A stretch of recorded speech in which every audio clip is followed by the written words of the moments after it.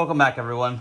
Today we're at the C5 again, and we're going to install this Moroso air oil separator 85516. It's a complete kit, nice billet can, and it goes right about there. And that's going to keep all the oil vapors and fumes from going back and clogging up this intake track. It's pretty simple to install, so we'll get it on here and show you step by step. All right, so the first thing you want to do is disconnect the little hose that runs into the side of the throttle body, or behind the throttle body in the intake and down into the intake head itself. Ours is a little U, it's a later shape. Some might have a PCV valve there. That's really it. You expose those two, and then you're going to take this bracket here, and it takes the two large Allen heads with the two spacers, and it threads right into the spot right there, no problems.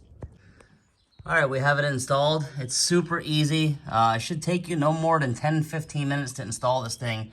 A little bit of Loctite on there, and then we routed the hoses back in. And this hose in the picture also just shows it sitting right there on there like that.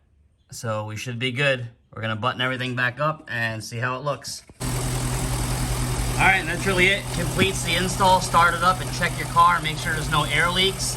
We did notice one thing. We cocked it off to the side here because this shows to go out at a 90 degree, but it hits this sensor.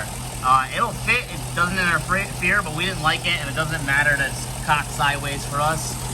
It's easier access to that little nipple down there, and we just zip tied everything up in case it gets loose and wants to fall down. Other than that, great install, excellent quality kit. Hope this helps. Thanks for watching. Please subscribe.